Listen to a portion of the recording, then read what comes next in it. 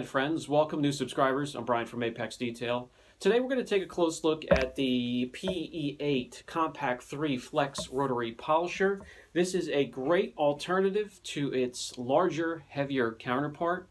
Now, this would be something you'd reach for if you're working on a motorcycle or if you're working on a car or truck in tight areas or curvy areas. You want to go after and polish some wheels, aluminum, chrome, maybe some aluminum fuel tanks.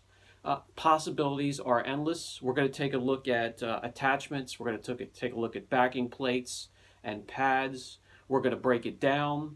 We're going to look at all the details. We're also going to crack it open, replace that factory grease. And I'd like to add, if you're not comfortable taking the polishers apart, or if you see they have red or blue paint dabs on the screws, just leave it alone. They'll give you a hard time with warranty. I myself do not have time to send it out for warranty. If it goes down in the shop, my customers aren't going to wait for me to send it out and get it back. I got to repair it right there. I do have a plethora of spare parts to take care of some of these, so I'm going to do my best to repair my own. But hey, take care of your polisher the best way you can. Keep it cool, keep it clean. Let's head out into the shop and take a look at the Flex PE8 Compact Rotary Polisher. The PE8 is compact, lightweight, yet powerful. Retails at $215, and that's by itself without a backing plate. You can get it in packages with backing plates, pads, and polishes. If you're patient enough and stand by for weekend flash sales at Autotopia, AutoGeek, or Detailed Image, you can pick one up when you add a coupon to it for $175. The unit itself is 4 pounds, and it's 2.2 to 2.5 pounds lighter than their larger, heavier, more powerful counterparts. Slimmer, sleeker, and lighter, it only is about a foot long and 3 inches wide compared to 16 inches and 4 inches wide for the larger full-size rotary. This comes in handy in those tight or harder to reach areas, curvy areas. If you want to polish wheels, chrome, you could get it just about anything on a motorcycle as well. The high-impact nylon housing is snapped on, held on by threaded plastic screw on one side and handle on another. The spindle lock on top, easy accessible, will assist you in spinning on backing plates.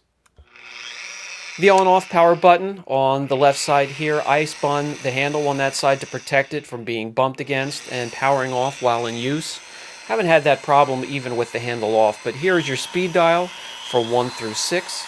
The unit is smooth, quiet, yet powerful. The PE8 has an automatic shut-off relay for when temperatures exceed optimum running temperature. It also has a soft start.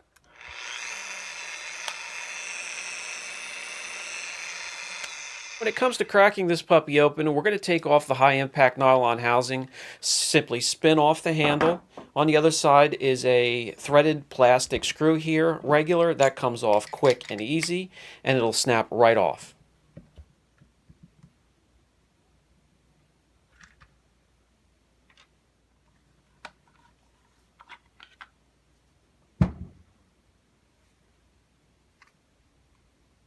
Right here you can see where they have the identification dial stamped. This here is for if they have a problem with the injection mold on the housing here. They could just look at the dial and they'll find out where and when it was made. Okay, with that out of the way, it reveals 4 3mm screws. We remove them. We can then open up the housing where the spindle gear is, and that meets the main drive gear. That's where that crappy grease is usually packed in there. Let's take a look. We'll get that out, replace it with the good stuff. By the way, if you ever noticed a drop of bright red or blue paint on the tip of the screws or on the threads, well, that's the warranty police right there, and you've just been had. Like I said, I have no time to wait for warranty work, so I don't give a crap about voiding it. I'm going to change out that grease, take care of my polishers, and fix them on my own. If you have a nice long warranty on your polisher, honor it. Okay, let me grab a good angle while I grab my pointer here and show you. All the grease has spun away from the main drive gear where it meets the spindle gear, and it's on the other side of the housing. There's not a lot of grease in there. It's probably not high quality. I'm going to get that out of there. Speaking of the spindle, all the gears and the polisher, high quality, heavy metal, half a pound just for the spindle gear here.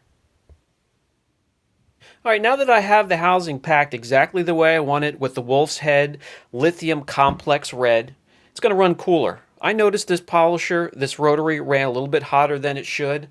It runs a few degrees cooler with some better grease, more grease that's not going to spin away from the gears, and we're ready to put the housing back together. By the way, there is an aluminum spacer slash seal that you have to line up before you put the spindle gear back on and screw the housing back together. Just watch out for that so it doesn't get pinched or bent.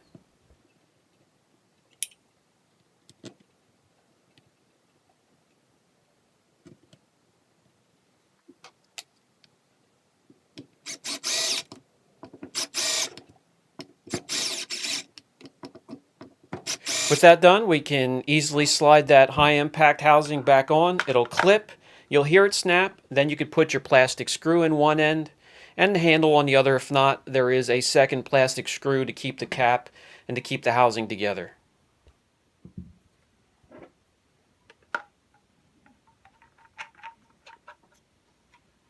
Okay, we're all done with the business end. Let's flip the unit over and take a look at the brains. And that section is only held on by one screw. Another 3mm screw, that's where the dial is. I'll take the housing off, and it's very similar to the Flex XF80 3-inch polisher.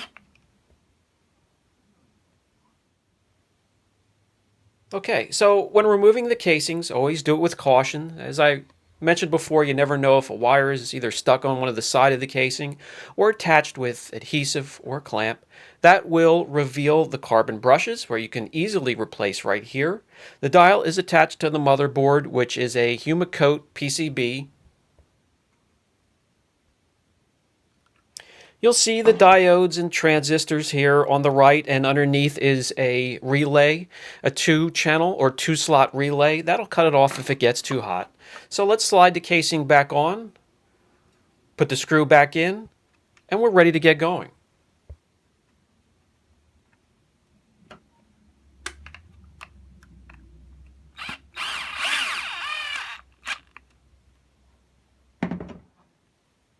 Always spin that dial down to the lowest speed setting, turn on the motor, and then you can slowly edge up the power and the speed from there.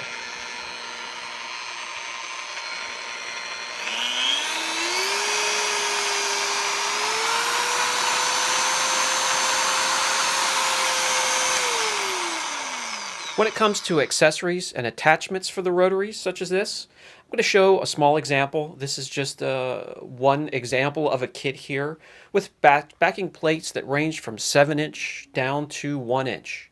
And you can also get extensions. There are 3-piece extensions. Right here is a 1-inch backing plate, and the extension is 5 inches. You can break it down 4, 3, and 2 inches. Now they do have kits where you can buy a 3, a 5, and a 6-inch extension. Those are just poles. You can't take them apart. I want to show you here why I decided to go with these extensions. They are milled perfectly. I can break them down and make whatever size I want. I made my own housing for the outside of the extension to protect it, or if it bumps up against something. You can see how perfectly they're milled, guys. No vibration whatsoever, and it doesn't matter if I break it down into 2 pieces, 1 piece, 3 piece. Again, milled perfectly, a compliment to the manufacturer. I'm going to spin this back on here and run the machine. I have my sleeve that's made from protective insulation for piping. Cut that to length, spin it on the rotary, and you're good to go. Again, no vibration, very smooth, very solid.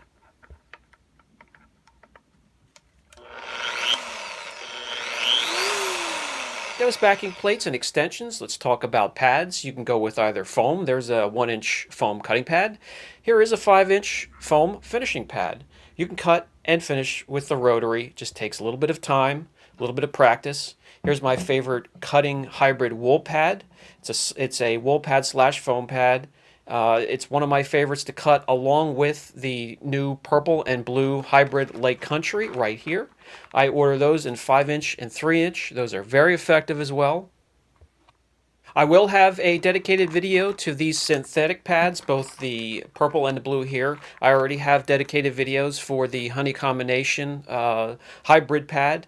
And then you have your standard 7-inch wool pad. This is a finishing pad. This is from Ardex.